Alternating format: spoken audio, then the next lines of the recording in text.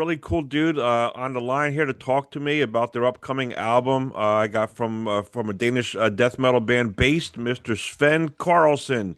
What's going on, Sven? I'm so stoked to talk to you, dude. Thank you, man. You too. Not much going on. We've released some teasers today for the next single, Stormbringer. So that's fun seeing Oh, how people react to excellent. that one. All right, cool, man. Listen, I have a story behind how I became familiar with Baest, and I know the date specifically. It was May 5th of this year in Philly. You guys were on tour with Arch Enemy and Fit for an Autopsy, Yes. and that you guys completely laid waste to the Philadelphia crowd, and we were so impressed. My son went and got a shirt and talked to the guys, and it was Awesome. such an intense performance, man. And I became a fan immediately. That's awesome to hear. Was that had to been a cool tour for you? That was the best tour we've ever done. And, getting to see the US that way instead of just as a tourist was amazing. Philly was a very European-like city. Okay, So sure. With the architecture and stuff, right? architecture, all the brick Yeah. buildings and all that. So that was a really comfy town for us. And we got to see the Liberty Bell and all Oh, that. right on. Got to have the cheesesteak. So that was a huge night. Did the And did the cheesesteak impress you, or did you it's what it done? it did impress me, but it's also a heavy one. Yes. Yeah, but we like that stuff too. I'll tell you what, man. I remember at one point Simon jumped into the pit and he Yep. was singing from the crowd with everyone just going ape shit around him. I mean, after that set, it was like, what just happened? Like it was just so intense, man. Awesome. That's all we got. Just go in and go nuts. Yeah, awesome, man. And that was your first time on touring as a musician? I think it's only our bass player Moody who had ever been to the US at Oh, no all. shit. Wow. Yeah, so it was a huge experience. Every day something new and groundbreaking, and childhood dream for everyone. And what a So bill. I mean, Arch Enemy fit, yeah, I think Thrown into Exile and you guys, man. I mean, we were stoked. Every band just came out and killed it. Very few shows you see where each band just knocks it out of the park, and that was one of them, man. That was a good show. cool. That's awesome. All right, so we got a Colossal coming out on August 15th through Century Media. The band's last album, Necro Sapiens, came out, I guess, 4 years ago. Yeah, How did the writing process come about for Colossal? Did you guys start right away, or did you do some European touring and then start? How'd that come about? we actually released an EP after Necrosapiens called Ecclesia. No, it's called what's it called? Justitia. That I And know. I think Trevor from Black Dahlia was in that, right? exactly, Yeah. and Tim from Aborted too. Yep.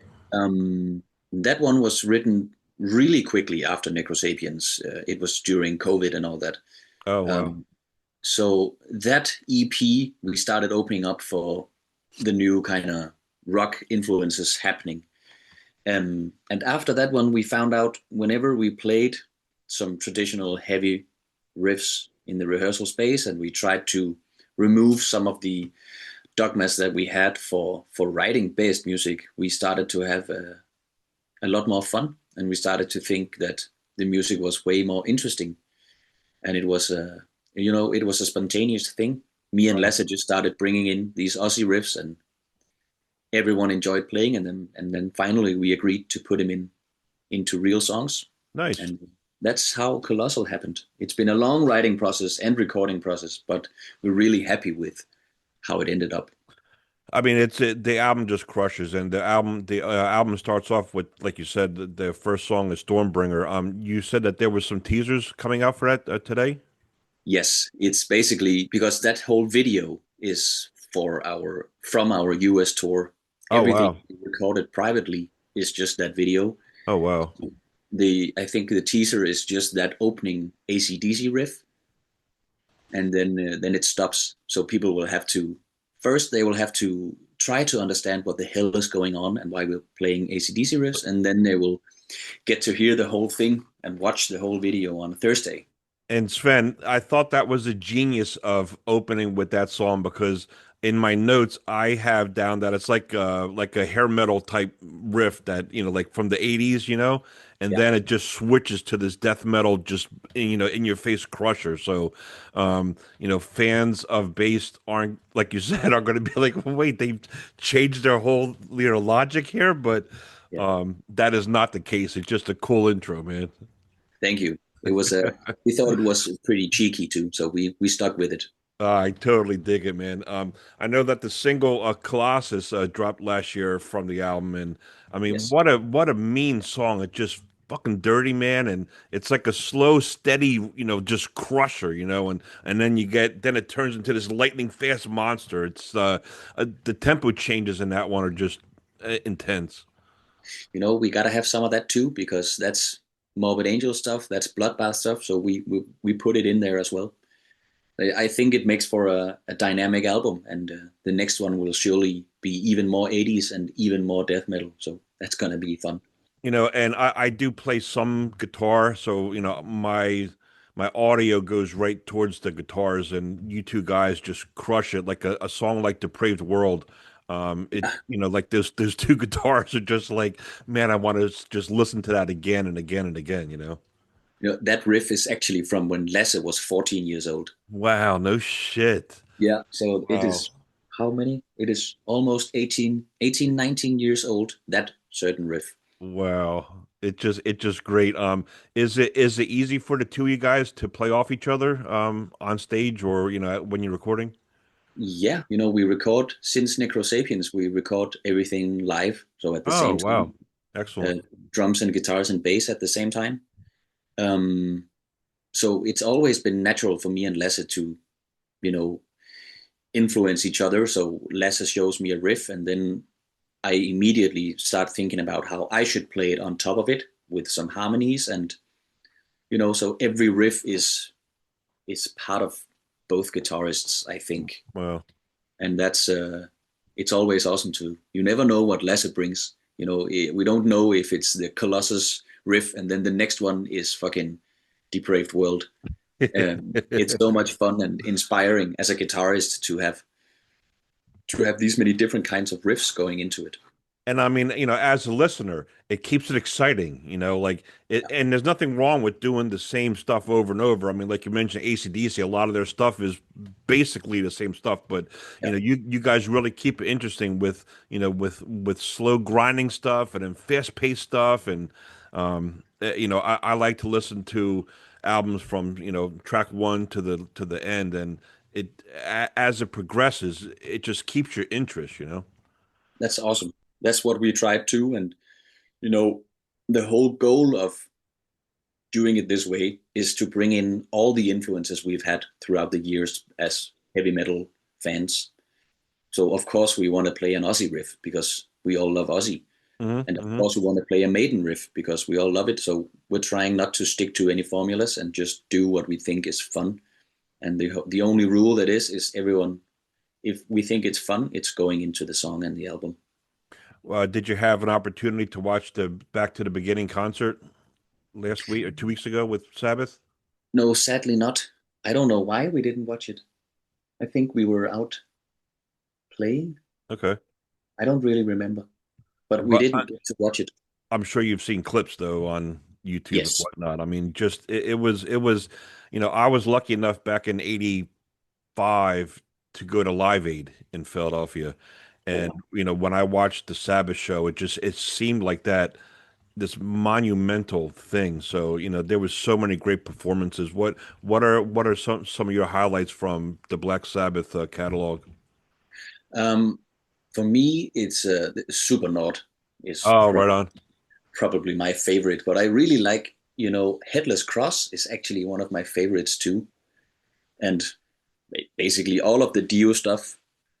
But, whenever they changed Ozzy into whoever, then I started digging the Ozzy stuff and Hmm. also the Black Sabbath stuff. So actually, I think the stuff I've listened to least is the Ozzy era Black Okay. Sabbath.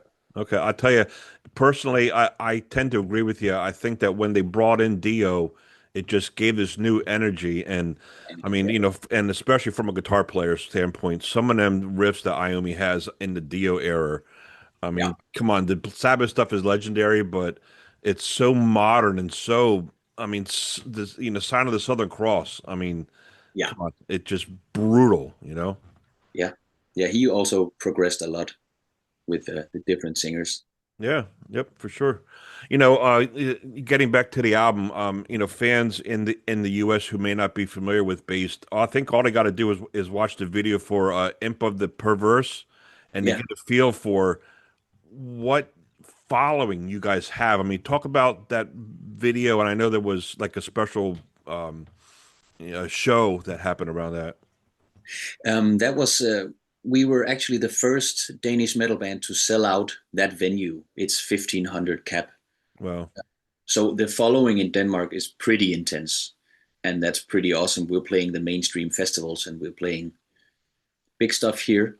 yeah, It's not like that in outside of Denmark yet, but right, we hope yes, to for it to be like that. But yeah, that was the video was from a monumental day, and you know, basically when we're on tour, we do the same no matter the crowd. So we just have a shitload of fun and we go play. We're a plug and play band, so we don't need any tricks or anything. We just go nuts, and then we also go nuts afterwards. That's the whole formula. It was just so great because I remember the Philly crowd really grabbed onto you guys, and I got the feeling from watching Imp of the Perverse because it was the same thing. Like the Philly crowd was just they were just hot that night, and I Yeah, think that they welcomed bass big time. yeah, I think so too. It was a cool show, and Imp, that riff is the what's it called? The chorus riff is from when I was 14 or 15. So we're Wow. bringing in all the old stuff that we've been playing for so many years, and that's also fun to have on an album. That's so awesome because I guess sometimes it just takes time to make it fit into what you guys are doing at this stage. It's full circle, kind of. That's crazy. Something that's been stuck with you since you were a kid. Of course, you have to put it into something, and Sure. now we can put it into Bass after our journey as a band, and it's awesome. I like the videos that I've seen from Bass so far, and for this album, and the video for Misfortunate Son. I think it's pretty cool because you get some insight into the band recording, and then we see what you guys look on stage. That was pretty fun to shoot, I would think. Yeah, it was actually on a ferry. Oh Copenhagen, wow, they have some ferry ride, and we played. really? Yeah, we played one old school set, and then we played one set with the new songs. And yeah, just the days before, we were at Tua Messen recording. Wow. So it's yeah, I like those kind of videos too. And the next video for Thursday is going to be strictly US tour material. So You I think know, you're going to like that one too. I can't wait to check that one out for sure. But one of the flaws about being a U.S. citizen is that we miss out on all these monster festivals. I mean, Copenhagen, that's been on my bucket list forever. And I know that you guys have played Wacken and you play it again. I think in a week, like I think Monday, you guys are Yeah, back at Monday. Wacken. So Yeah, we're playing that venue where the whole festival started. So it's not on the festival stages. We did okay, that a couple of years back, yep. but this is actually a Danish night. So Danish bands Oh only wow, in that original venue. Um, wow. yeah, so we're just basically 20 friends going going to Germany playing together.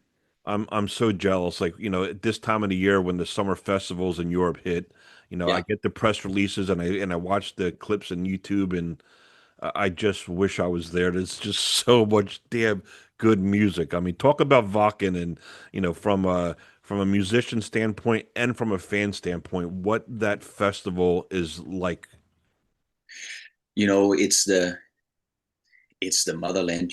It's been legendary for so many years, and you don't meet anyone who hasn't been, and everyone who's been You've loves it. met you've met one. In Europe, you don't. It's the ultimate goal for a metal band to play Wacken, and Right, right. when you go there as a band, it's also incredibly nice.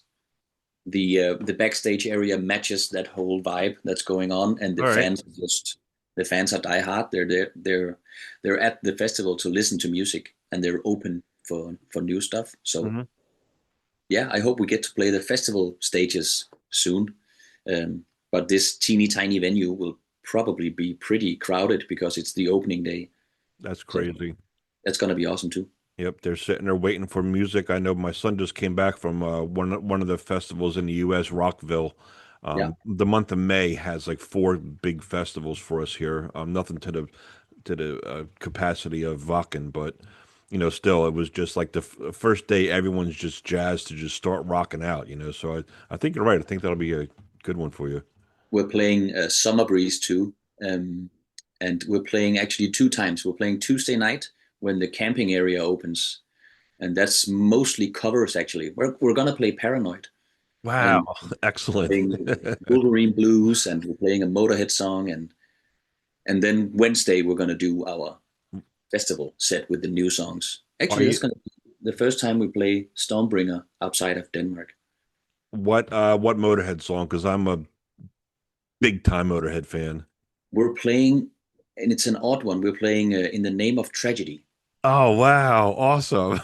Yeah, that's been a track we've listened to since we started touring, so we had to do that one. Oh, man, I'm so jealous. Can you record it and send it to me? I think we're getting I'm recording. sure to be on somewhere, so I'll keep an eye out for it.